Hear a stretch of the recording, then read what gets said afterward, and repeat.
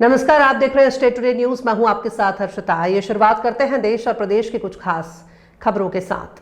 भोपाल के निशातपुरा थाना क्षेत्र से एक बड़ी चोरी की वारदात सामने आई है, जिसने पूरे इलाके को झकझोर कर रख दिया है। मामला बदवई स्थित नाइस स्पेस कॉलोनी के जी ब्लॉक 104 का है, जहां सबाहा फतिमा अपने पति शोएब के साथ रहती हैं।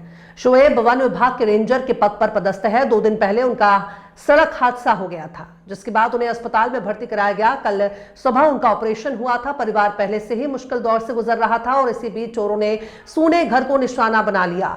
दोपहर करीब 3 बजे सबाहा फातिमा अस्पताल में जमा करने के लिए नकदी लेकर घर पहुंची। फ्लैट का दरवाजा खुला मिला और अंदर का सामान बिखरा पड़ा था। अलमारी के लॉकर तोड़े जा चुके थे। बताया जा रहा है कि फरियादी एक स्कूल भी संचालित करती हैं। घर में रखा नगद पैसा स्कूल के भुगतान और अस्पताल के खर्च के लिए निकाला गया था। वहीं करीब 15 तोला सोना जो ज़कात देने के लिए एकत्र किया गया था और 1 किलो चांदी सहित लगभग 5 लाख रुपए नगद चोर लेकर फरार हो गए। कुल मिलाकर लाखों रुपए की चोरी को अंजाम दिया गया है। घटना की जानकारी मिलते ही मयूर खंडेलवाल डीसीपी जोन 4 ने तत्काल संज्ञान लेते हुए टीम को एक्शन मोड में कर दिया। वहीं निशातपुरा टीआई और एसीपी निशातपुरा द्वारा मामले में कार्यवाही शुरू कर दी गई है। पुलिस जांच में जुटी हुई है। आरोपियों की तलाश जारी है। अब बड़ा सवाल यह है कि क्या पुलिस जल्द इस वारदात का खुलासा कर पाएगी या नहीं।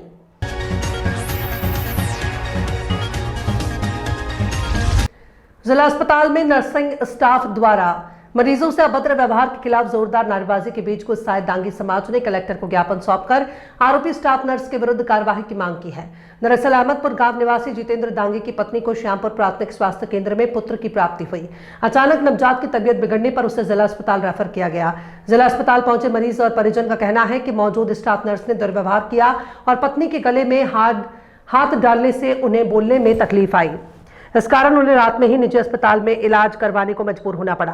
इस घटना से गुस्साए मरीज के दांगी समाज के लोगों ने कलेक्ट्रेट पहुंचकर नारेबाजी के बीच आरोपी स्टाफ नर्स के विरुद्ध कार्यवाही के लिए ज्ञापन सौंपा।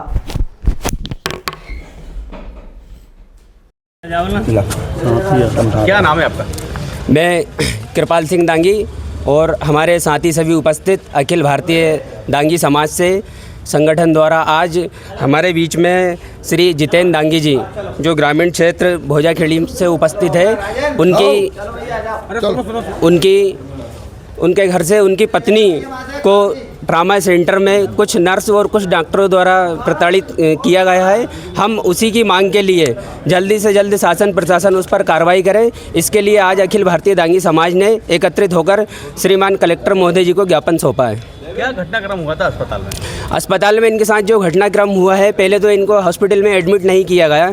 कुछ वहाँ के नर्स और स्टाफ द्वारा बदतमीजी की गई है, जिसके बाद उन्होंने कुछ उनके जो सहयोगी साथी थे उनको फ़ोन लगाकर वहाँ से पहुँच के उनको जैसे तैसे एडमिट कराया गया, जिसके बाद भी उनका ट्रीटमेंट चालू नहीं किया गया। फिर ट्रीटमेंट चालू होने के बाद उनको मतलब जो डिलीवरी होने की थी उनको इतना प्रताड़ित कर दिया गया कि उन्हें एक बेड की व्यवस्था तक वहाँ पर उपस्थित नहीं हो पाई।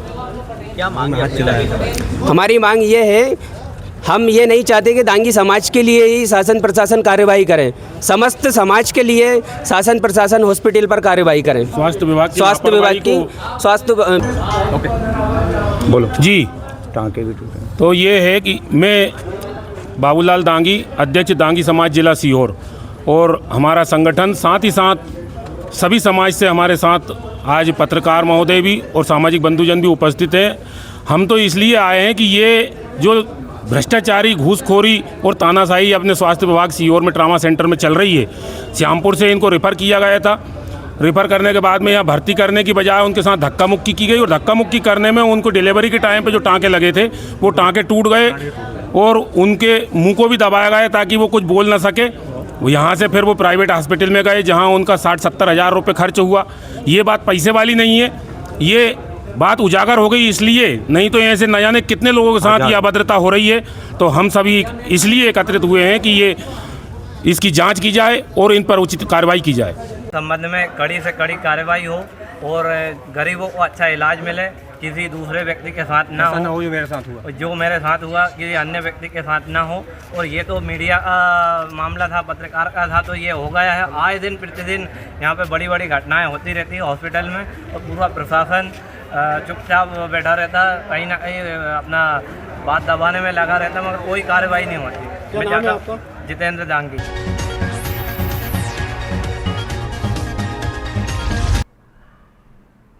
सचिव की लापरवाही से ग्रामीण नाली का गंदा पानी पीने को मजबूर। अबदुल्लागंज जनपद पंचायत अंतर्गत आने वाली ग्राम पंचायत आशापुरी में नल जल योजना ग्रामीणों के लिए सुविधा की जगह खतरा बन गई है।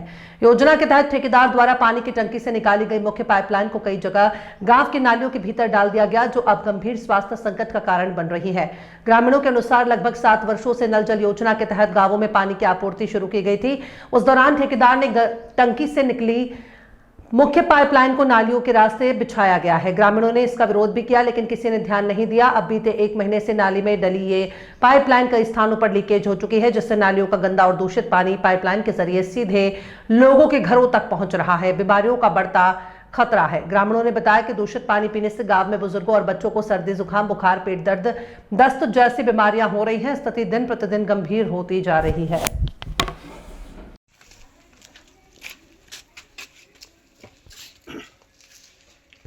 क्या नाम क्या आपका?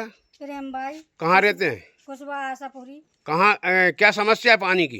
पानी की नाली में नल हैंगे, गंदा पानी जा रहा है, नल हिल भी रहे हैंगे। सचिव से नहीं बोला? बोला था। क्या कह रहे हैं सचिव?